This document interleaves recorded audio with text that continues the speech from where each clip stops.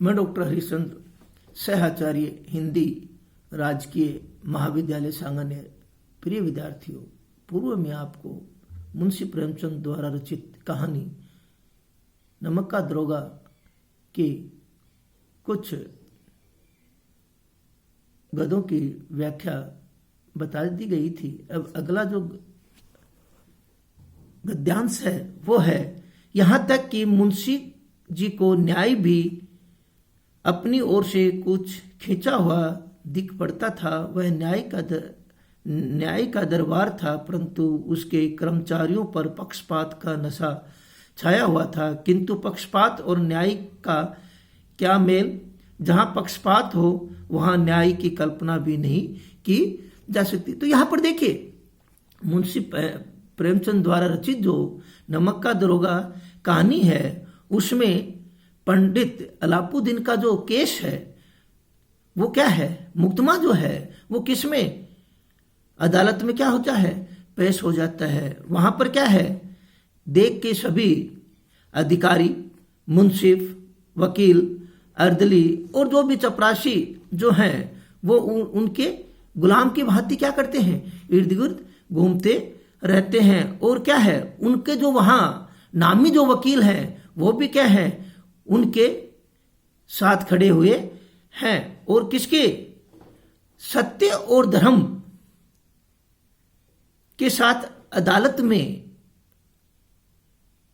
मुंशी बंशीधर क्या है? अकेले खड़े हैं। ऐसे स्थिति में वो न्याय की सत्यनिष्ठा और सत्तानिष्ठा के प्रति क्या करता है? अविश्वास करता है। और वो कहता है कि उस समय उसकी किसकी? पंडित अलाउद्दीन की जो प्रतिष्ठा है, सामाजिक प्रतिष्ठा के आधार केवल क्या था? धन था। वो धन पर क्या था? संपूर्ण चीज पर क्या रखता था? कब्जा रखता था। और सत्य निष्ठा या धर्म प्रायणता पर नहीं था। तो वो क्या कहता है कि जो मुंशी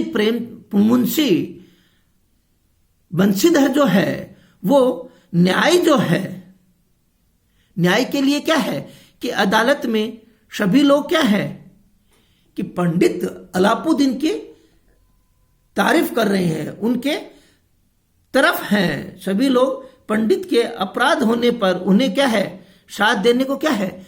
तैयार हैं। और वो केवल कौन? मुंशी। वो क्या है? केवल अकेले हैं। अकेले होने के कारण क्या है कि वो न्याय को क्या है, कैसे बताता है कि न्याय के दरबार में वो क्या है? अकेले खड़े हुए। संपूर्ण जो कर्मचारी पक्ष हैं, कर्मचारी हैं, वो केवल किसके? पंडित अलाउद्दीन की क्या करते हैं? पक्ष लेते हैं। और वहां पर मुंशी बंशीधर को संपूर्ण जो न्याय व्यवस्था है वो उसकी तरफ, किसकी तरफ? पंडित अलाउद्दीन की तरफ क्या है? दिखाई देती है। और वो क्या है? जो गवाए थे उनके लिए भी कहता है कि जो गवाए थे वो भी क्या है कि धन लोलुपता के कारण वो उसके पक्ष में, किसके पक्ष में? पंडित अलाउद्दीन जो धन और बल के पक्ष में थे। और वो क्या है कि कहता है न्याय, किंतु पक्षपात और न्याय का क्या मेल है? और वो कहता है पक्षपात का और न्याय का कोई भी मेल नहीं होता है। वो क्या है? अलग अलग होता है। परंतु यहां पर किसका? पक्षपात और न्याय को क्या है? समान रूप से दिखाया है कि न्याय भी क्या है? पक्षपात करती है। और पूरा जो झुकाव है वो क्या है कि उस पंडित अलाउद्दीन जो है उसके पक्ष में दिखाई देता है। न्यायाधीशों का भी जो क्या है, जो झुकाव है वो उसके तरफ दिखाई देता है। मुंशी के पक्ष में किसी को ध्यान नहीं है। सभी क्या है? यद्यपि वो न्यायालय में क्या है? केवल अकेले खड़े हैं। अकेले किसके बल पे? सत्यनिष्ठा और धर्मनिष्ठा, क्रमनिष्ठा के कारण वो क्या है? अकेले खड़े हैं। खड़े होने के कारण सत्य और असत्य को स्पष्टीकरण होना चाहिए, परंतु क्या है, असत्य को सजा मिलनी चाहिए। कौन कहता है? पंडित मुंशी बंशीधर कहता है। किसके लिए? पंडित के लिए, कि पंडित जो है, जो कैसा है, असत्य है, धन बल पर कार्य करता है, उस पर किसकी? सत्य की क्या होनी चाहिए? विजय होनी चाहिए। उसके कारण वो कहते हैं कि जो असत्य है, जो क्रमनिष्ठ नहीं है, धर्मनिष्ठ नहीं है, कर्तव्य प्रायण नहीं है, उसको क्या होनी चाहिए? सजा मिलनी चाहिए। परंतु क्या है, वह की जो न्याय प्रक्रिया है, न्याय जो है, वो भी किसके कारण? उस पंडित अलाउद्दीन के धन और बल के कारण वो उसके पक्ष में क्या है? दिखाई देता है। इसी के कारण क्या है, वो अपना जो पक्ष है रखने के लिए वो क्या कहता है कि जो उसके पक्ष में गवाह देने वाले हैं वो भी क्या है, उस धन के कारण, धन लोलुपता के कारण उसके पक्ष में हो जाते हैं। वही पक्षपात के कारण न्याय मिलने की आशा नहीं थी। कौन कहता है? वो पंडित मुंशी बंशीधर पंडित के लिए कहता है कि पंडित धन बल के कारण न्याय मिलना असंभव है। जब बंशीधर को ऐसा प्रतीत होता है तो वो न्यायालय के मंदिर में नहीं बल्कि पक्षपात का जो महल खड़ा है उसमें खड़ा है।